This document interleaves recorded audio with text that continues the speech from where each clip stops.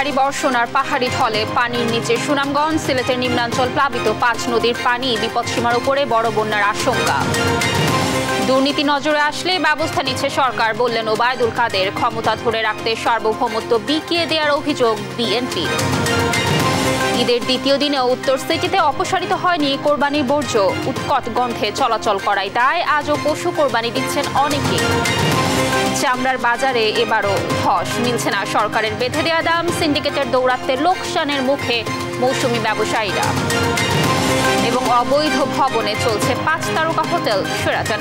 অনুমতি ছাড়াই ভবনটি তৈরি করে বোরাক রিয়েল এস্টেট। রয়েছে চাঞ্চল্যকর তথ্য।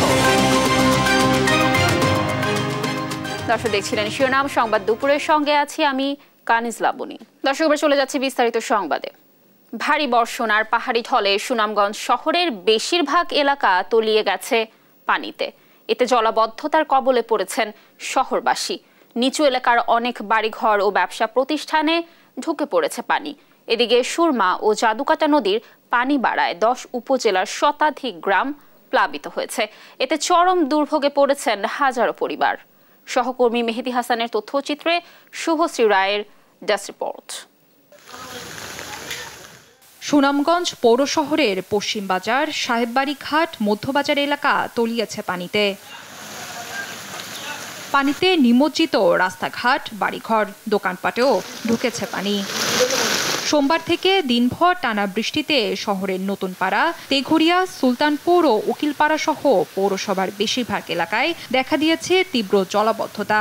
এতে চরম ভোগান্তিতে দিন কাটছে দুর্গতদের। বাসায় এখন বর্তমানে আটুখানি, ওই যে এখন বৃষ্টির মাঝে বাজারে গেছিলাম, বাচ্চার লাগে কিছু পানি আনতাম, তার বাদে কোনো দোকানপাট খোলা নাই, সব পানির তলে। আচ্ছা, এলাকার সব দোকান দোকানো পানি ঢুকিয়া, বড়বাড়ি যা আছে সব পানি ঢুকিয়া, খুব অবস্থা খারাপ। আশ্রয় কেন্দ্র নাই, বাজারে আপনার চিরা সংকট, মোমবাতি সংকট, তারপরে কারেন্টের সমস্যা। আপনার সরকার শহরের ড্রেন নির্মাণে কোটি কোটি টাকা বরাদ্দ দিলেও ড্রেনেজ ব্যবস্থা ঠিকভাবে নির্মাণ করতে না পারার পেছনে পৌর কর্তৃপক্ষের গাফিলতিকে দুষছেন স্থানীয়রা।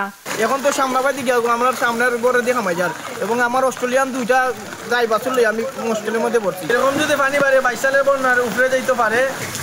টানা বর্ষণ আর উজান থেকে নেমে আসা পাহাড়ি ঢলে বেড়েই চলেছে সুরমা ও জাদুকাটা নদীর পানি। জেলার ছোট বড় ১৩৭টি হাওর এখন পানিতে টইটুম্বুর। এতে সদরের পাশাপাশি শান্তিগঞ্জ, ধর্মপাশা, দিরাই, জগন্নাথপুর ও ছাতক সহ ১০ উপজেলার শতাধিক গ্রাম প্লাবিত হয়েছে। পানিবন্দী অন্তত লক্ষাধিক মানুষ। নিজেদের শেষ সম্বল পানিতে তলিয়ে যাওয়ায় চরম বিপাকে হাজারো পরিবার। জেলা পানি উন্নয়ন বোর্ড বলছে, মঙ্গলবার দুপুর পর্যন্ত সুরমা নদীর পানি সুনামগঞ্জ পয়েন্টে বিপদসীমার ৫২ সেন্টিমিটার ও ছাতক পয়েন্টে ১৩৮ সেন্টিমিটার উপর দিয়ে প্রবাহিত হয়। স্থানীয়দের আতঙ্কিত না হয়ে পরিস্থিতি মোকাবেলা করার পরামর্শ সংস্থাটির। নিউজ ডেস্ক, দেশ টিভি। দর্শক, যেমনটি বলছিলাম, সুনামগঞ্জ এলাকার বেশিরভাগ শহর তলিয়ে গেছে পানিতে। এ ব্যাপারে বিস্তারিত তথ্য জানাতে সুনামগঞ্জ থেকে যুক্ত হচ্ছেন সহকর্মী মেহেদী হাসান। দেখুন, সুনামগঞ্জে গত 2 দিন ধরে ব্যাপক বৃষ্টিপাত হয়েছে এবং পাশাপাশি ভারতের যে মেঘালয় রাজ্যের চেরাপুঞ্জি, সুনামগঞ্জের একদম সীমান্তবর্তী, সেইখানেও কিন্তু চেরাপুঞ্জিতে কিন্তু ব্যাপক বৃষ্টিপাত হয়েছে। গত 24 ঘন্টায় ভারতের চেরাপুঞ্জিতে 395 মিলিমিটার বৃষ্টিপাত হয়েছে এবং সুনামগঞ্জে 67 মিলিমিটার বৃষ্টিপাত রেকর্ড করা হয়েছে বলে জানিয়েছে পানি উন্নয়ন বোর্ড, যার ফলে সুনামগঞ্জ আসলে পৌর শহরেও বন্যার পরিস্থিতি সৃষ্টি হয়েছে। আপনি দেখতে পাচ্ছেন, আমি এই মুহূর্তে আছি সুনামগঞ্জের উকিলপাড়া পয়েন্টে। এই পয়েন্টে 3টি সড়ক, একদিকে হচ্ছে হোসেনবগ চত্বর, আরেকদিকে হচ্ছে কাজীর পয়েন্ট। যে 3টি সড়ক আছে সেই সবগুলো সড়কই কিন্তু পানিতে তলিয়ে গেছে এবং শুধু উকিলপাড়া পয়েন্ট না, পৌর শহরের প্রায় সবগুলো সড়কই আসলে পানিতে নিমজ্জিত আছে। বড়পাড়া, সাহেববাড়ি ঘাট, উত্তর আরপিনগর, মধ্য আরপিনগর, পশ্চিম বাজার, মধ্যবাজার সহ মরাটিলা, শান্তিবাগ, যেগুলো সড়কগুলো আছে সেই সড়কগুলো কিন্তু পানিতে নিমজ্জিত আছে এবং আমরা ইতিমধ্যে খবর পেয়েছি মানুষের বাড়ি ঘরে পানি প্রবেশ করছে। আপনি দেখতে পাচ্ছেন এখনও অনেক মানুষজন আসলে বাড়ি থেকে একজন নিরাপদ আশ্রয়স্থল খোঁজার জন্য বের হয়েছেন এবং আমরা কথা বলেছিলাম পানি উন্নয়ন বোর্ডের নির্বাহী প্রকৌশলীর সাথে। তিনি আমাদেরকে জানিয়েছেন সুনামগঞ্জে সুরমা নদীর পানি বর্তমানে বিপদসীমার 68 সেন্টিমিটার উপর দিয়ে প্রবাহিত হচ্ছে। আপনাকে আরেকটি বিষয় জানিয়ে রাখি, এই বন্যার পরিস্থিতির মধ্যেই কিন্তু আবহাওয়া অধিদপ্তর একটি খারাপ খবর আমাদেরকে জানিয়েছে। আগামী 72 ঘন্টা বৃষ্টিপাতের একটি সম্ভাবনা তারা দেখছেন এবং তারা আমাদেরকে জানিয়েছেন আরও 72 ঘন্টা ভারী থেকে অতি ভারী বৃষ্টিপাত হতে পারে, যার ফলে বন্যার পরিস্থিতির আরও অবনতি হতে পারে বলে তারা বলছেন। তবে এখনও কিন্তু প্রশাসন এবং জনপ্রতিনিধির পক্ষ থেকে কোনো ধরনের কোনো তৎপরতা আমরা সুনামগঞ্জে দেখতে পাইনি। এখানের লোকজন ক্ষুব্ধ, তারা বলছেন যে প্রশাসনের পক্ষ থেকে এখনও কোনো ধরনের কোনো উদ্যোগ তারা নেয়নি। তবে জেলা প্রশাসন আমাদেরকে জানিয়েছে তারা সকল ধরনের প্রস্তুতি রেখেছেন এবং যে আশ্রয় কেন্দ্র খুলে রাখা হয়েছে, যে কোনো সময় মানুষ আশ্রয় কেন্দ্রে যেতে পারবে, তারা চেষ্টা করছেন মানুষকে আশ্রয় কেন্দ্রে নেওয়ার। তো এই ছিল আমার কাছে সুনামগঞ্জ থেকে বন্যার সর্বশেষ তথ্য। ধন্যবাদ মেহেদী হাসান আমাদের সাথে যুক্ত থাকার জন্য। দর্শক, টানা বর্ষণে সুনামগঞ্জের বেশিরভাগ এলাকা তলিয়ে গেছে এবং জলাবদ্ধতার সৃষ্টি হয়েছে। এই ব্যাপারে বিস্তারিত জানাচ্ছিলেন আমাদের সহকর্মী। দুর্নীতির বিরুদ্ধে সরকার জিরো টলারেন্স নীতি মানে, যে যত বড়ই প্রভাবশালী হোক না কেন তদন্ত করে বিচারের আওতায় আনা হবে বলে জানিয়েছেন আওয়ামী লীগের সাধারণ সম্পাদক ওবায়দুল কাদের। সকালে আওয়ামী লীগ সভাপতির রাজনৈতিক কার্যালয়ে সংবাদ সম্মেলনে তিনি এ কথা জানান। তিনি বলেন, বাংলাদেশ কাউকে আক্রমণ করবে না, তবে আক্রান্ত হলে জবাব দেয়া হবে। তৌফিক মাহমুদ মুন্নার রিপোর্ট। সমসাময়িক বিষয় নিয়ে সংবাদ সম্মেলন। আওয়ামী লীগ সভাপতির রাজনৈতিক কার্যালয়ে এই সংবাদ সম্মেলনে কথা বলেন দলের সাধারণ সম্পাদক ওবায়দুল কাদের। সাবেক ডিএমপি কমিশনার আসাদুজ্জামান মিয়ার দুর্নীতি নিয়ে সাংবাদিকদের প্রশ্নের জবাবে ওবায়দুল কাদের বলেন, কারোর দুর্নীতির ব্যাপারে সরকারের নজরে আসলে ব্যবস্থা নেওয়া হচ্ছে। দুদককে স্বাধীনতা দেওয়া হচ্ছে, যেই যত প্রভাবশালী তার বিরুদ্ধে দুর্নীতির তদন্ত করা যাবে এবং তদন্ত শেষে প্রয়োজনে মামলা করা যাবে। মামলা মানে বিচারের আওতায় নিয়ে আসতে হবে। মিয়ানমার ইস্যুতে বিএনপি মহাসচিব মির্জা ফখরুল ইসলাম আলমগীর অভিযোগের জবাব দেন আওয়ামী লীগ সাধারণ সম্পাদক। মিয়ানমারের ব্যাপারে আমি মির্জা ফখরুলকে চ্যালেঞ্জ করছি, সার্বভৌমত্বের প্রতি কোথায় আঘাত? সরকারের এখানে বাংলাদেশের বিরুদ্ধে সার্বভৌমত্ব লঙ্ঘনের কোনো ঘটনা বা সংঘাত সরকারের পক্ষ থেকে উস্কানি দেওয়া এ পর্যন্ত হয়। দেশে 10% মূল্যস্ফীতি আছে এটা স্বীকার করে ওবায়দুল কাদের বলেন, সরকার এটি সহনীয় পর্যায়ে নামিয়ে আনার চেষ্টা করছে। তৌফিক মাহমুদ মুন্না, দেশ টিভি, ঢাকা। দেশের ওপর দিয়ে ভারতের রেল নেটওয়ার্ক তৈরি দেশের সার্বভৌমত্বের উপর হুমকি বলে মনে করেন বিএনপির যুগ্ম মহাসচিব রুহুল কবির রিজভী আহমেদ। দুপুরে নয়াপল্টনে বিএনপির কেন্দ্রীয় কার্যালয়ে সংবাদ সম্মেলনে তিনি আরও বলেন, সরকার নিজেরা ক্ষমতায় থাকতে দেশ বিক্রি করে দিচ্ছে। বাংলাদেশের বুকের উপর দিয়ে রেলওয়ে নেটওয়ার্ক স্থাপন করতে দিয়ে শেখ হাসিনা গোপন চুক্তিকেই এখন দিনের আলোতে নিয়ে আসছেন।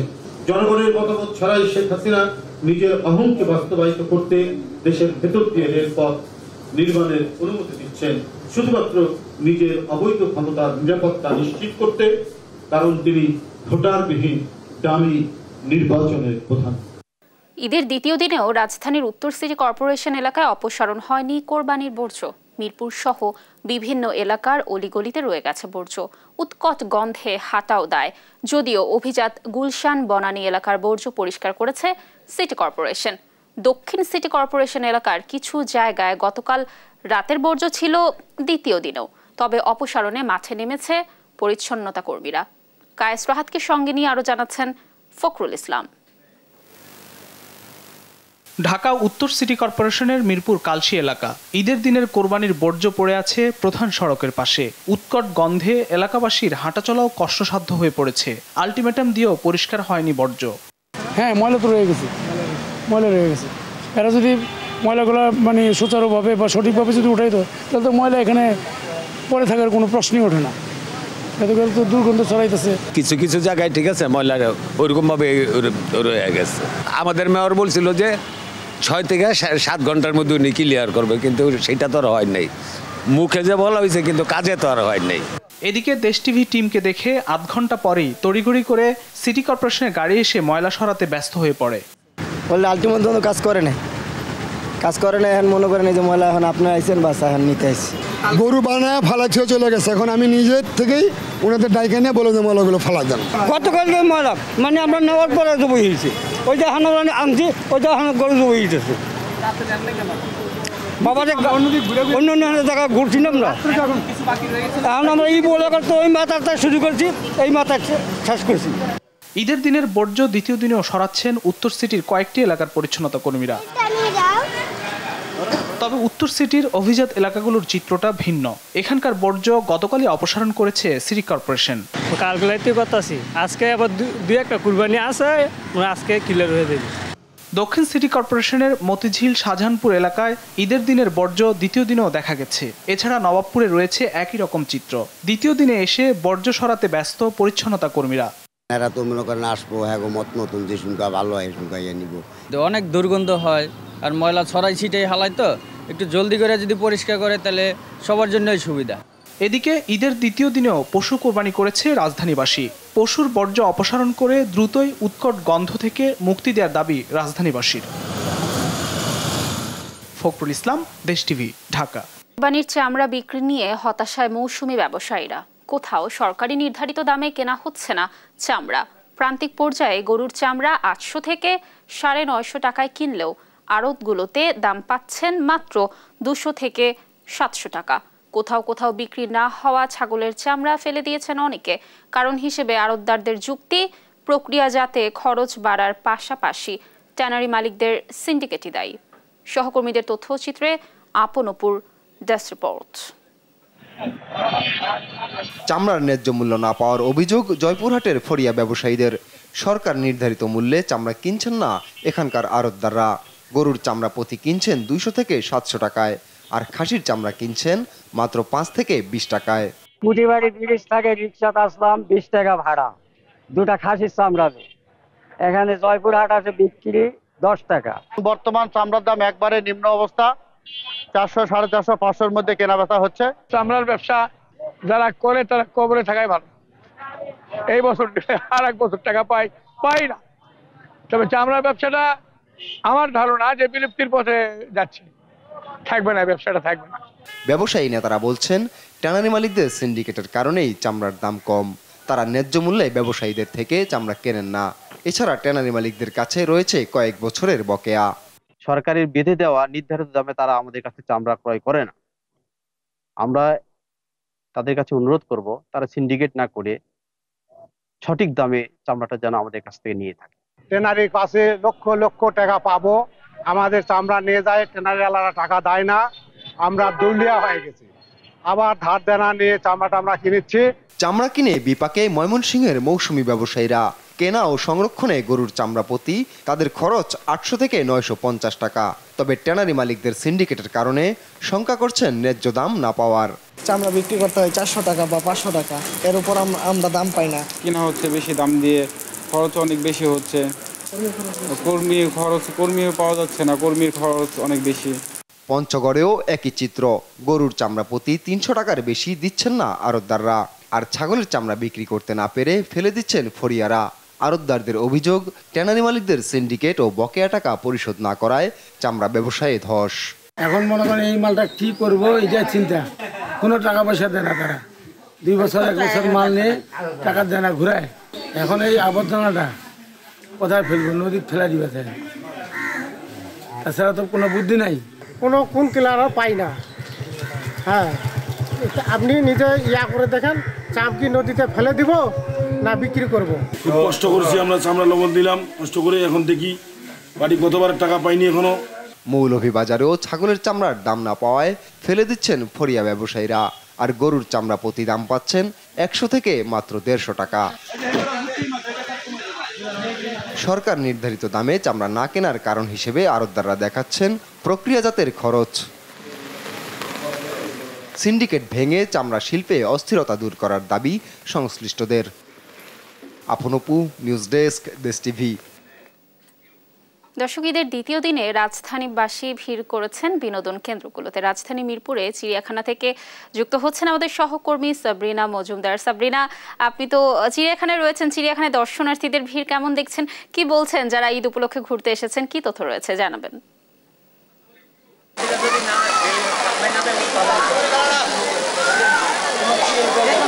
হ্যাঁ, শুরু করুন। লাবণী, আমরা এখন আছি চিড়িয়াখানায় এবং এখানে আমার আশেপাশে দেখে আপনি বুঝতেই পারছেন যে এখানে আসলে সকালবেলা যতটুকু ভিড় না ছিল, কোরবানি ঈদ হওয়ায় কিন্তু প্রথম দিন একটু কম ভিড় হলেও আজকে কিন্তু সব মানুষরাই আসলে চিড়িয়াখানায় চলে এসেছেন এবং আপনি যদি দেখেন যে আশেপাশে কিন্তু অনেক ভিড়ও হয়ে গেছে এবং তারা আসছেন এবং তারা খুব এই জিনিসটাকে আসলে অনেক বেশি এনজয়ও করছেন। এবং আমি যদি একটু কথা বলতে চাই যে এই একটি বাচ্চার সাথে, যে তুমি আসলে কি দেখেছো? আমি দেখছি হলো বাঘ দেখছি, লায়ন দেখছি, হালু আর হলো তুমি কি দেখেছো? দেখতেই পাচ্ছেন যে বাচ্চারা কিন্তু এখানে এসে অনেক বেশি পরিমাণে এটাকে অনেক বেশি আনন্দিত হচ্ছেন এবং তাদের যারা বাবা মারাও আছে তারাও কিন্তু বলছেন যে চিড়িয়াখানায় এমন একটি জায়গা যেখানে হচ্ছে শত শত প্রাণীদের সাথে তারা কিন্তু বই পড়ে অভ্যস্ত এবং তারা এখানে এসে কিন্তু তাদেরকে জীবন্তভাবে দেখতে পাচ্ছেন এবং তারা এই জিনিসটাকে খুব আনন্দ করছেন। এবং তবে অভিভাবকরা যেটি বলছেন যে ঢাকায় কিন্তু বিনোদন কেন্দ্রের খুবই অভাব এবং সেটিতে তারা বলছেন যে বিনোদন কেন্দ্র যদি আরো বেশি করা যেত তাহলে তাদের জন্য অনেক বেশি ভালো হতো। এবং এই চিড়িয়াখানায় এখন পর্যন্ত এর আগের ঈদ উল ফিতরে কিন্তু কয়েকটি হতাহতের ঘটনা ঘটেছে, যে একটি বাচ্চাও মারা গেছিল, কিন্তু এখন পর্যন্ত কিন্তু আমরা যতটুকু জেনেছি যে এখন পর্যন্ত কর্তৃপক্ষ সব ধরনের ব্যবস্থা নিয়ে নিয়েছেন এবং একটু পরপরই হচ্ছে মাইকে বলা হচ্ছে যে তারা যাতে সাবধানে থাকে এবং বেষ্টনীর ভিতরে না যায়। এই ছিল সর্বশেষ খবর চিড়িয়াখানা থেকে। লাবণী। অবৈধ ভবনে চলছে রাজধানীর বনানীতে 5 তারকা হোটেল শেরাটন। শুধু সিটি কর্পোরেশনের সাথে চুক্তি ভঙ্গ নয়, রাজধানী উন্নয়ন কর্তৃপক্ষ রাজুক ও সিভিল এভিয়েশনের অনুমতি ছাড়াই ভবনটি তৈরি করেছে বোরাক রিয়েল এস্টেট। দেশ টিভির অনুসন্ধানে বেরিয়ে এসেছে চাঞ্চল্যকর আরও নানা তথ্য। অবৈধভাবে ভবন করে সিটি কর্পোরেশনের হাজার কোটি টাকার সম্পদ দখল নিয়ে এমএ আজিমের 2 পর্বের ধারাবাহিকের আজ দেখুন প্রথম পর্ব। ছবি তুলেছেন মারুফ হাসান খান। নিয়মনীতির তোয়াক্কা না করে বনানীর আকাশে মাথা তুলে দাঁড়ানো সর্বোচ্চ এ শেরাটন ভবন এখন গলার কাটা হয়ে আটকে আছে দেশের বিমান চলাচলে। আশপাশের সব ভবন সিভিল এভিয়েশনের নিয়ম অনুযায়ী উচ্চতায় 200 ফিটের মধ্যে হলেও 28 তলার শেরাটন ভবন উচ্চতায় প্রায় 350 ফিটেরও বেশি, যা শাহজালাল আন্তর্জাতিক বিমানবন্দরে বিমান ওঠানামার জন্য এখন বড় ঝুঁকির কারণ। শাহজালাল ইন্টারন্যাশনাল এয়ারপোর্টের যদি ইয়েটা ধরে রেফারেন্স ধরে যদি আমরা করি তাহলে এটার হাইটটা বেশি আছে। এটা একটা ঝুঁকি আমাদের এভিয়েশন থেকে যাচ্ছে। বিষয়টি রাজধানী উন্নয়ন কর্তৃপক্ষ রাজুককে বারবার অবহিত করেছেন তারা। তাদেরকে ক্লিয়ারেন্সটা দিয়ে দিয়েছে হলো তাদের সিটি কর্পোরেশন, আমাদের কনসেন্ট ছাড়াই তাদের দিয়ে দিয়েছিল। কি করেছে রাজুক জানতে গেলে বেরিয়ে আসে থলের বিড়াল। শুধু সিভিল এভিয়েশন নয়, তাদেরও অনুমতি ছাড়াই খোদ সিটি কর্পোরেশনের জমিতে অবৈধভাবে গড়ে তোলা হয়েছে ভবনটি। কততলা অনুমোদন নেওয়া হয়েছে এবং কি অকুপেন্সিতে অনুমোদন দেওয়া হয়েছে সেই ধরনের কোনো তথ্য প্রমাণ রাজধানী উন্নয়ন কর্তৃপক্ষের কাছে সংরক্ষিত নয় এবং এই ভবনটি রাজধানী উন্নয়ন কর্তৃপক্ষ কর্তৃক অনুমোদিত নয়। বিষয়টি নিয়ে কথা বলতে শেরাটনে গেলে বাধার মুখে পড়তে হয় তাদের নিরাপত্তা বিভাগের। কর্তৃপক্ষের কোনো ফোন নম্বর পর্যন্ত তাদের কাছে নেই বলে জানায়। আমাদের লেভেলে আসলে ম্যানেজিং ডিরেক্টরকে রিচ করার বা হচ্ছে গিয়ে ইনফরমেশন নেওয়ার আমার আসলে স্কোপ। তবে থমকে থাকে না দেশ টিভির অনুসন্ধান। বেরিয়ে আসে আরও চাঞ্চল্যকর তথ্য। ভবন নির্মাণের চুক্তি হওয়ার পর থেকেই অনিয়ম আর দুর্নীতি শুরু করে শেরাটন ভবনের নির্মাতা প্রতিষ্ঠান বোরাক রিয়েল এস্টেট। সিটি কর্পোরেশনের 44 কাঠা জমি বরাদ্দ দিলেও বোরাক দখলে নেয় 60 কাঠা। 14 তলা ভবন নির্মাণের চুক্তি করে 30 তলার ফাউন্ডেশন নিয়ে করা হয় 28 তলা। প্রথমে একটি সুপারমার্কেট নির্মাণের অনুমতি নিয়ে 2টি ভবন করে একটিতে গড়ে তোলা হয়েছে 5 তারকা হোটেল শেরাটন। এসব বিষয়ে কথা বলতে বোরাক রিয়েল এস্টেটে গেলে অভ্যর্থনা বিভাগ থেকে জানানো হয় প্রতিষ্ঠানের ব্যবস্থাপনা পরিচালক দেশের বাইরে। এ বিষয়ে কথা বলার নেই আর কেউ। পুরোটাই এখন নিজের হাতে, অন্য কোনো বায়ের মাধ্যমে কাজ করতে দেশে ফিরবে বা এরকম কোনো মেসেজ নেই। বিষয়টি নিয়ে কথা বলতে বারবার সিটি কর্পোরেশনে গিয়েও মেলেনি কোনো বক্তব্য। এখন স্যার বলতেছে যে এটা ছিল আদালতের বিষয়, বক্তব্য এখন দেওয়ার সুযোগ নেই। 2006 সালে 14 তলা ভবন নির্মাণের জন্য বোরাককে জমি বরাদ্দ দেয় সিটি কর্পোরেশন। চুক্তিভঙ্গ আর নানা অনিয়মের পরও বছরের পর বছর ধরে যেন মুখ বন্ধ সিটি কর্পোরেশনের। তাহলে কি অনিয়ম আর দুর্নীতির সাথে সম্পৃক্ততা আছে তাদেরও? এমন প্রশ্নই এখন জনমনে। এম এ আজিম, দেশ টিভি, ঢাকা।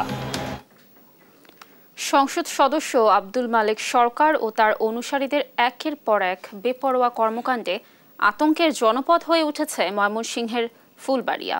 হত্যা, সরকারি কর্মকর্তাকে মারধর, স্ট্যান্ড নিয়ন্ত্রণে নিয়ে চাঁদাবাজি, সবকিছুতেই রয়েছে এমপি ও তার অনুসারীরা। স্থানীয় আওয়ামী লীগ নেতারা বলছেন, সংসদ সদস্যের এমন কর্মকাণ্ডে রাজনীতিতে বাড়ছে অস্থিরতা।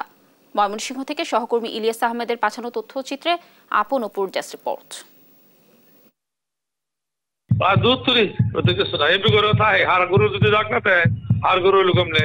ভালো হচ্ছে, ভালো কেটা আমার কাছে থাকবে না, তার কাছে মন্ত্রীর কাছে কেটা থাকবে না, কেটা কার কাছে থাকবে। অডিও কথোপকথনটি সংসদ সদস্য আব্দুল মালেক সরকারের। গত 13ই মে দুই গ্রুপের সংঘর্ষে তার অনুসারীদের হাতে আক্তারুল আলম শুভ নিহতের পর এমন বক্তব্যে সমালোচনার ঝড় উঠেছে।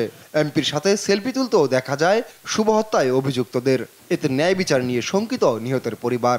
যারা এই হত্যাকাণ্ডের সাথে জড়িত, জয়নাল, আরিফ গং, তাদেরকে উনিও ময়মনসিংহ মেডিকেল থেকে রেফার করে নিজে নিয়ে ঢাকা নিয়ে গেল।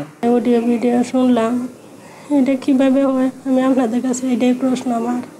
আপনারা আমাদেরকে সাহায্য করবেন এই পর্যন্ত, যাতে আমরা সুষ্ঠু বিচার পাই আমার ছেলে। এমপি মালেক সরকারের কিছু ছবি এবং অডিও কথোপকথন ভাইরাল হয়েছে, যেটা নিয়ে আমরা শঙ্কিত। আসলে আমরা এখানে কতটুকু বিচার পাবো? শুভ হত্যা ছাড়াও সম্প্রতি এমপি আব্দুল মালেক সরকারের অনুসারীদের মারধরের শিকার হন উপজেলা মাধ্যমিক শিক্ষা অফিসার। ভাঙচুর চালিয়ে নিয়ন্ত্রণে নেন আলম এশিয়া পরিবহন। এমপি মানেই তো মানে একদম আমরা ভয়ে থাকি। এত আসার পরে কয়টা ঘটনা হয়েছে? একটা দুটা না, কয়টা ঘটনা হলো? মালেক সরকারের নিয়ন্ত্রণের তার পক্ষের লোক এগুলো করছে এবং তার পক্ষের লোকই এটা নিয়ন্ত্রণ করতেছে। এমপির একের পর এক বিতর্কিত কর্মকাণ্ডে রাজনৈতিক অস্থিরতা বাড়ছে বলে জানান স্থানীয় আওয়ামী লীগ নেতারা। এই ধরনের ঘটনা আমরা কখনোই সমর্থন করি না, তবে সকলেরই শান্তিপূর্ণ অবস্থানে থাকা উচিত। যারা দায়িত্বশীল পোস্টে আছে তাদের কথাবার্তা বলায় অবশ্যই সাবধানতা অবলম্বন করা উচিত এবং কথাবার্তা বলার সময় চিন্তা ভাবনা করা উচিত। এ বিষয়ে সংসদ সদস্য আব্দুল মালেক সরকারের সাথে একাধিকবার মুঠোফোনে যোগাযোগ করার চেষ্টা করা হলেও তা সম্ভব হয়নি। সম্প্রতি রাজনৈতিক পালাবদলের সঙ্গে সঙ্গে পরিবর্তন আসাটা স্বাভাবিক মনে করছেন এমপির অনুসারী উপজেলা পরিষদের ভারপ্রাপ্ত চেয়ারম্যান। আপনি একটা সংগঠনের দায়িত্ব আছেন, সারা জীবনই থাকবেন, পরিবর্তন হইতে পারে না। পরিবর্তনের চেষ্টা আর কি করছে, বা অনেকে এরকম মনে করে, সাধারণ মালিকরা মনে করতেছে অনেকদিন তারা ছিল, এখন আমরা দেখি কি করা যায়। ফুলবাড়িয়া উপজেলা আওয়ামী লীগের সাবেক সাধারণ সম্পাদক আব্দুল মালেক সরকার উপজেলা পরিষদের চেয়ারম্যান পদ থেকে পদত্যাগ করে গত 7 জানুয়ারির নির্বাচনে স্বতন্ত্র সংসদ সদস্য নির্বাচিত হন। নিউজ ডেস্ক, দেশ টিভি। ব্যথানাশক মরফিনের সংকটে ব্যাহত হচ্ছে দেশের একমাত্র প্যালিয়েটিভ কেয়ার ইউনিটের চিকিৎসা। মাত্র 18 টাকা দামের মরফিন বাইরে থেকে কিনতে হচ্ছে 180 টাকায়। এমন অভিযোগ করেছেন রোগীর স্বজনরা। প্রতি বছর ক্যান্সার, কিডনির মতো দুরারোগ্য রোগে আক্রান্ত এমন প্রায় 6 লাখের বেশি মানুষের জন্য দরকার হয় প্যালিয়েটিভ কেয়ার। অথচ দেশের একমাত্র বঙ্গবন্ধু শেখ মুজিব মেডিকেল বিশ্ববিদ্যালয় বিভাগেই আছে, যেখানে বেড মাত্র 21টি। হাসান মাহমুদের রিপোর্ট। কুয়েটের 2017-18 সেশনের শিক্ষার্থী প্রান্ত। সৌম্য শান্ত স্বভাবের টকবগে যুবক ছটফট করছেন বঙ্গবন্ধু শেখ মুজিব মেডিকেল বিশ্ববিদ্যালয়ের প্যালিয়েটিভ কেয়ার বিভাগে। মরণব্যাধি ক্যান্সার শনাক্ত হলে থেমে যায় জীবনের চাকা। তার সহপাঠীরা যখন বিশ্ববিদ্যালয়ের পাঠ শেষে কর্মজীবনের প্রস্তুতি নিচ্ছেন, তখন দেশে বিদেশে চিকিৎসা শেষে প্যালিয়েটিভ কেয়ারে সমর্পণ করেছে পরিবার। পরে এখন বেশি অসুস্থ হয়ে পড়ছে, জ্বর, বমি, পেট ফুলে যাচ্ছে। শেষ জীবনে একটু প্রশান্তির জন্যই এই সেন্টারে নিয়ে আসেন স্বজনরা। হায়াত মতো আল্লাহর হাতে, যখন কি হবে না হবে, কিন্তু যতদিন বাঁচে যাতে একটু শান্তি মতো থাকে। আপাতত কেমো অফ রাখছে, এখন শুধু যখন যে প্রবলেম হয় এটার জন্য ট্রিটমেন্ট দিই। একটু আত্মিক, মানসিক, সামাজিক প্রশান্তির মধ্য দিয়ে কষ্টমুক্ত নিরাপদ মৃত্যুই চায় অসহায় পরিবারগুলো। কিন্তু অসহায়ত্বের সুযোগ নিয়ে নিদারুণ যন্ত্রণায় ফেলে দেয় সমাজেরই কিছু মানুষ। যেমন ইয়াসিন নামের 16 বছরের কিশোর ক্যান্সারে আক্রান্ত। প্রতিদিন মরফিন নামক ব্যথানাশক ওষুধই তার স্বস্তির একমাত্র অবলম্বন। কিন্তু 18 টাকা মূল্যের মরফিনের এক ডোজ কিনতে হয় কমপক্ষে 180 টাকায়। দেশে প্রতি বছর অনিরাময়যোগ্য ক্যান্সার, কিডনি, লিভারের রোগে আক্রান্ত কমপক্ষে 6 লাখ মানুষের প্যালিয়েটিভ কেয়ার দরকার। সেখানে মাত্র 1.5 থেকে 2,000 মানুষের সম্ভব হয় এই সেবা। নিরাপদ জন্মের মতো নিরাপদ মৃত্যু একজন মানুষের অধিকার, তাই নিরন্তর চেষ্টা চিকিৎসকদের। প্রত্যেকটা রোগেরই একটা জায়গা আছে যেখান থেকে আসলে নিরাময় হওয়াটা সম্ভব হয়ে ওঠে না। প্যালিয়েটিভ কেয়ার সবার সাথে সাথে সবার পাশাপাশি এই চিকিৎসা ব্যবস্থাটা প্রদান করতে পারে। আমাদের দেশে যদি নিরাপদ জন্ম একটি অধিকার হয় মানুষের জন্য, তাহলে নিরাপদ মৃত্যুও তাদের একটি অধিকার হতে হবে। ঢাকা মেডিকেল জাতীয় ক্যান্সার গবেষণা হাসপাতালে কয়েকটি বেডে এ সেবা দেওয়া গেলেও দেশের একমাত্র পূর্ণাঙ্গ ওয়ার্ড বঙ্গবন্ধু শেখ মুজিব মেডিকেল বিশ্ববিদ্যালয়ে। প্যালিয়েটিভ কেয়ারকে প্রতিটা মেডিকেল কলেজে, এমনকি জেলা হাসপাতালে যদি প্রসারিত করা যায় এবং প্রশিক্ষণ দিয়ে যদি উপজেলা পর্যন্ত নেওয়া যায়, কারণ নিরাময়যোগ্য শয্যাশায়ী এবং ক্যান্সারের রোগী সারা দেশেই আছে। অবধারিত মৃত্যুকে নিরাপদে আলিঙ্গন করতেই চেষ্টা চিকিৎসকদের। তবে আত্মার সঙ্গে স্রষ্টার নিবিড় সম্পর্কের জোরে কিছু মানুষ ফিরে আসেন সম্পূর্ণ সুস্থ হয়ে। বিশেষজ্ঞরা এর নাম দিয়েছেন স্পিরিচুয়াল মেডিসিন। উন্নত বিশ্বে বিস্তর গবেষণা হলেও দেশে এখনো এ সেবা সম্পর্কেই ধারণা কম মানুষের। বন্ধু বান্ধব এসে যদি একটা রোগীর পাশে বসে ভালো কথাবার্তা বলে, তাহলে সে ভালো ফিল করে। তো এই জিনিসগুলো আমার ধারণা হলো স্পিরিচুয়াল যখন আছে, এটা নিশ্চয়ই আল্লাহর সাথে যোগাযোগ আছে, সৃষ্টিকর্তার সাথে যোগাযোগ ছাড়া স্পিরিচুয়াল হইতে পারে না। তবে এসডিজি গোল বাস্তবায়ন করতে হলে প্যালিয়েটিভ কেয়ার নিশ্চিত করার তাগিদ দিয়েছে বিশ্ব স্বাস্থ্য সংস্থা। হাসান মাহমুদ, দেশ টিভি, ঢাকা। এবার আন্তর্জাতিক প্রসঙ্গ। 24 বছর পর উত্তর কোরিয়ায় সফরে যাচ্ছেন রাশিয়ার প্রেসিডেন্ট ভ্লাদিমির পুতিন। দীর্ঘ 2 দশক পর এটি রাশিয়ার কোনো প্রেসিডেন্টের প্রথম সফর। কোরীয় উপদ্বীপে চলমান উত্তেজনার মধ্যেই পুতিনের এই সফরে উদ্বিগ্ন পশ্চিমা দেশগুলো। এর মাঝেই উত্তর কোরিয়ার 20 থেকে 30 জন সেনার বিরুদ্ধে সীমান্তে অবৈধ প্রবেশের অভিযোগ এনেছে দক্ষিণ কোরিয়া। লুৎফর কবিরের রিপোর্ট। উত্তর কোরিয়া থেকে মঙ্গলবার স্থানীয় সময় সকাল 8:30টার দিকে দক্ষিণ কোরিয়ার সীমান্তে ঢুকে পড়েন 20 থেকে 30 জন সেনা সদস্যের একটি দল। তখনই সীমান্তে মাইন বিস্ফোরণ ঘটলে টের পায় দক্ষিণের সীমান্তরক্ষী বাহিনী। এরপরই তাদের উদ্দেশ্যে ফাঁকা গুলি ছুড়লে নিজ সীমান্তে ফিরে যান সেনারা। তবে ল্যান্ডমাইন বিস্ফোরণে বেশ কয়েকজন আহত কিংবা নিহত হয়েছেন বলে দাবি করেছে সিউল। এই ঘটনার বেশ কিছু ছবিও প্রকাশ করেছে গণমাধ্যম। ঘটনাটি খুব কাছ থেকে পর্যবেক্ষণের কথা জানিয়েছেন দক্ষিণ কোরিয়ার এই সামরিক কর্মকর্তা। উত্তর কোরিয়ার সামরিক বাহিনীকে সীমান্তে গেল কিছুদিন ধরে নানা ধরনের উস্কানিমূলক কর্মকাণ্ড চালাতে দেখা গেছে। সীমান্তে ল্যান্ডমাইন স্থাপনও করেছে তারা। এসব বিষয়ে আমাদের সামরিক বাহিনী পর্যবেক্ষণ করছে। আমাদের বাহিনী ইউনাইটেড নেশন কমান্ডের সঙ্গে কাজ করে যাচ্ছে। দীর্ঘদিনের বৈরিতার মাঝে 2 দশক পর প্রথমবার পিয়ংইয়ংয়ে যাচ্ছেন রাশিয়ার প্রেসিডেন্ট ভ্লাদিমির পুতিন। গত 24 বছরে এটি রাশিয়ার কোনো প্রেসিডেন্টের প্রথম উত্তর কোরিয়া সফর। দেশটির শাসক কিম জং উন সরকারের সঙ্গে মস্কোর সম্পর্ক সর্বোচ্চ পর্যায়ে নিয়ে যাওয়ার প্রতিশ্রুতি দিয়েছেন পুতিন। সফরে যাওয়ার আগে তিনি আরও জানান, ইউক্রেনে চলমান সামরিক অভিযানে মস্কোকে দৃঢ় সমর্থন দিয়ে যাচ্ছে উত্তর কোরিয়া। এই সফরে রুশ নেতা কিম জং উনের সঙ্গে সামরিক চুক্তিতে যাওয়ার কথা রয়েছে। এ নিয়ে উদ্বিগ্ন যুক্তরাষ্ট্রসহ অন্যান্য পশ্চিমা দেশগুলো। সবশেষ 2000 সালে উত্তর কোরিয়ায় সফরে যান পুতিন। তখন উত্তর কোরিয়ার ক্ষমতায় ছিলেন কিমের বাবা কিম জং ইল। লুৎফর কবির, নিউজ ডেস্ক, দেশ টিভি। ভূমধ্য সাগর সংলগ্ন ইতালীয় উপকূলে নৌকাডুবিতে প্রাণ গেছে বাংলাদেশি সহ 11 অভিবাসন প্রত্যাশীর। নিখোঁজ রয়েছে 26 শিশু সহ আরও 60 জন। উন্নত জীবনের আশায় অবৈধ উপায়ে দুটি কাঠের নৌকায় চেপে ইতালি প্রবেশের চেষ্টা চালান তারা। এ তথ্য জানিয়েছে জাতিসংঘের শরণার্থী বিষয়ক সংস্থা UNHCR। নৌকাগুলো যুদ্ধবিধ্বস্ত লিবিয়া উপকূল থেকে ছেড়ে আসে। ডুবতে বসা ওই নৌকা থেকে 10 জনের মরদেহ উদ্ধার করা হয়। 51 জনকে জীবিত পাওয়া যায়। নৌকায় ছিলেন সিরিয়া, মিশর, পাকিস্তান ও বাংলাদেশের নাগরিক।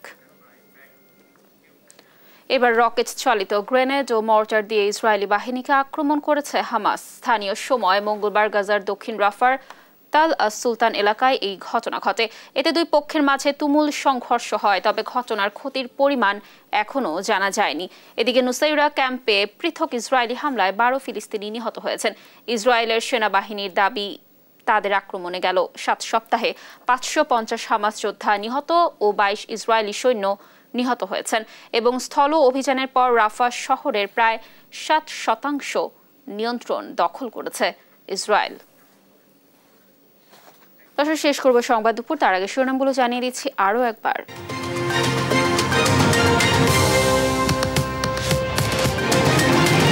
ভারী বর্ষণ আর পাহাড়ি ঢলে পানির নিচে সুনামগঞ্জ। সিলেটের নিম্নাঞ্চল প্লাবিত, 5 নদীর পানি বিপদসীমার উপরে, বড় বন্যার আশঙ্কা।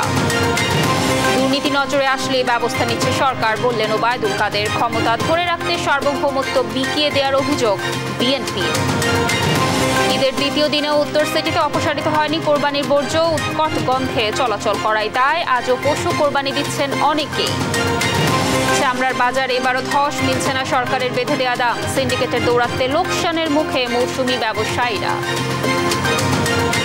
এবং অবৈধ ভবনে চলছে 5 তারকা হোটেল শেরাটন। অনুমতি ছাড়াই ভবনটি তৈরি করে বোরাক রিয়েল এস্টেট।